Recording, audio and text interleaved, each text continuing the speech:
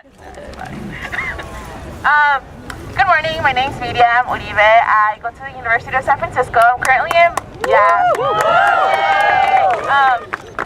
we did have a banner, I don't know where it went. I'm currently a junior. I'm majoring in politics and Latin American studies.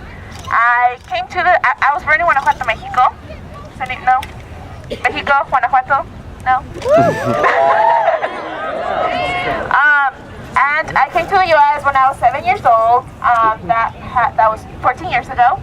And ever since then, I have not left. So thank you for having me here. And let me tell you a little bit about my summer this past summer. I had the privilege to intern at the Dream Summer National Internship. It was through the UCLA Labor Department Dream Resource Center. It started in 2011 after Congress failed to pass the DREAM Act. And it's created for dreamers and their allies. I was interning at the Long Beach Immigrant Rights Coalition. And one of the most memorable experiences I had there was we had workshops for undocumented moms and one dad that usually came.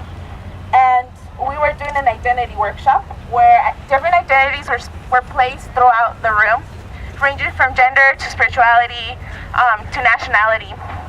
And folks would have to move to different identities depending on the question that we asked. And we asked, what identity are you the most proud of? And I was expecting them to move to either gender, spirituality, nationality, but all of them moved to legal status, which was really surprising to me. And then we asked them, why did you move to legal status? Because we were thinking the opposite. We were thinking they were going to move somewhere else. And one of the moms spoke up and said, I am proud to be an immigrant. I am proud to provide for my children and to allow them to have a better life. I am proud of my identity, regardless of what they say about us, because I know that we are good, hardworking people.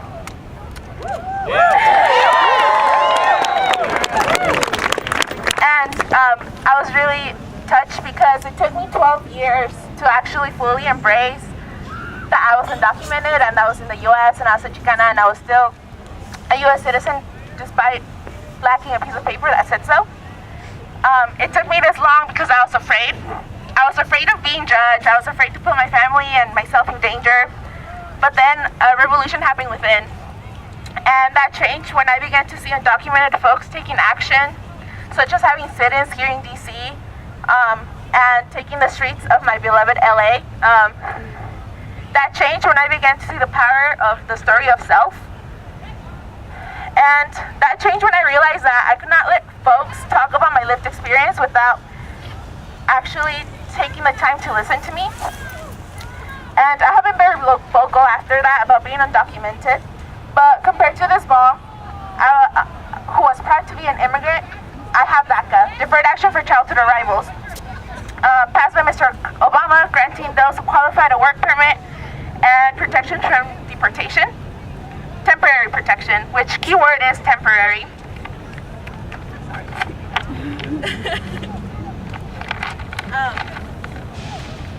It's temporary. It's a temporary relief, right? It's like a band-aid solution to a wound for a few, but it can be taken off and that wound could begin to bleed again. And what about my dad? What about the folks that work the fields of California? What about the domestic workers who run the American houses? What about the transgender women of color who are systematically attacked in detention centers? Fathers and mothers who work for an unfair wage? What about our African, Asian Pacific, and all other folks who make our dynamic undocumented community?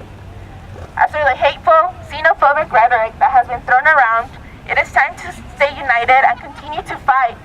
Fight for the respect, dignity, and recognition of humanity of undocumented folks. Woo. No, not just your dreamer, not just a desirable immigrant, but all of those undocumented folks who are the fabric of this country. All those whose blood, sweat, and tears keep this country running.